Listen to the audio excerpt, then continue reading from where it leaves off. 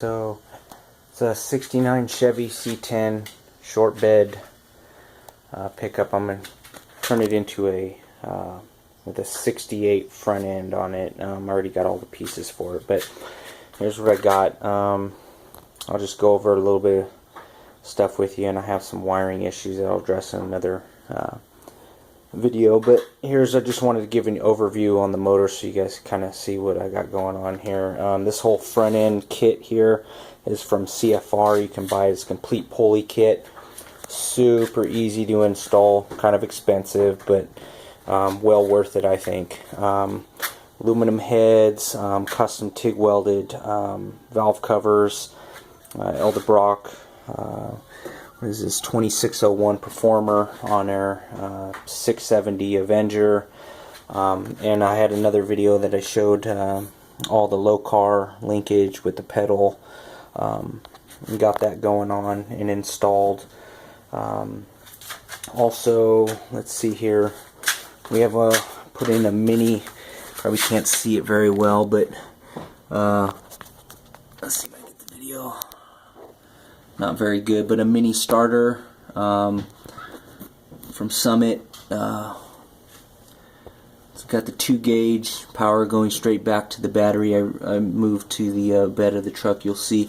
And then also I tagged in another hot right off the pole, and I'll show you where that goes here. Kind of right here. Created a hot hub. Because with the old Chevy they went into like a 4-way splice, and that's how you ran power to the fuse box and everything else. So I just went off to this one hub here, and then anything else I need to additionally run into the compartment I can do so. Headman headers, pretty nice. I'll have those once they're broken in, taken off and Cerakoted.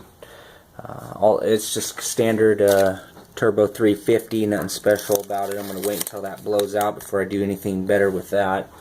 Not made of money here. It was manual steering, put in the power steering pump, new rag joint, the U-joint here, this column here, I'll show you here in a minute, from CPP. This whole kit is from Classic Performance Parts. This is the telescoping intermediate rod here. Real easy setup to work. But they also sent, time I purchased it, I got a universal linkage kit. I don't know if you can really see it too well down there. The arm right down in there, you can see the rod that comes up past this U-joint here. I had to put a slight bend in it because we couldn't, it was too much bowing with it ran straight up, so I had to take it off and put it in the vise a couple of different times and keep bending until I kind of got it to where the pressure's alleviated. And so everything seems to be shifting good with no bind up and everything, so that's good. Also, so here's the aftermarket from CPP, the tilt steering column. I didn't have a tilt before, so went with this guy. Haven't put everything on it, but this here also, let's see if you can see, is an NRG. I went with this hub, and it's going to have a quick release, but NRG is pretty poor on their directions and instructions on things to do, so kind of had to learn this as I go. There's the black wiring that comes inside here. I just pulled this section off and cut into the horn, because all the wiring is linked into each one of these pieces and into the steering wheel for the horn itself, so I had to splice into that and rewire into that.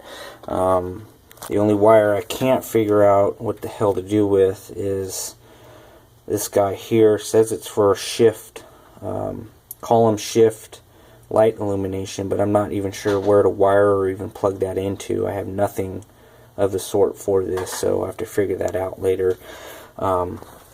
But here's the eliminator pedal I went over before. Pretty nice. So I would recommend that. Just a lot of work to do. Oh yeah, here's the quick release for the NRG. As you can see, kind of kind of goes in like that, and then you just press down and pull it off for the steering wheel. And here's the wiring for the horn, so rewired that. And then moving on back, nothing is done. You can see it's gutted. So here's the battery. Here's the 2 gauge hot, and then I ran the 1 wire straight from the alternator to the battery, to the frame there. Went also with the CPP tank in the bed. Pretty easy mounting. I've seen some other ones that require some different mounting mechanisms, but for this guy, all I did was tap in 2 holes into the frame. You drill through this flange and then through the frame and just bolt it right in, and man, it's pretty dang sturdy. So the wiring with the there's the ground and then the sending. I have two wiring issues that I'm still trying to figure out because I'm new to this, so kind of learning as I go. I have one for, of course, what I just showed you, the sending unit there, and then secondly the one for the toggle switch that I'm going to install right here. Toggle, so it goes on and off, and I tapped into, found out which one of the wires from the ignition was the hot, or the solenoid wire,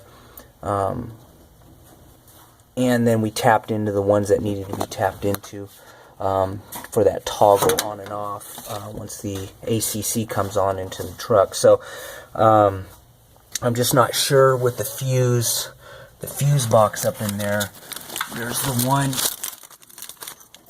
one at the very top that says fuel gauge, so I'm imagining that goes from the sending unit on the tank there, and then the other will come in to the toggle switch. I got a diagram of that, but show you. Go on the motor here, just so you guys know, it's a 383 stroker, roller cams, and what I got.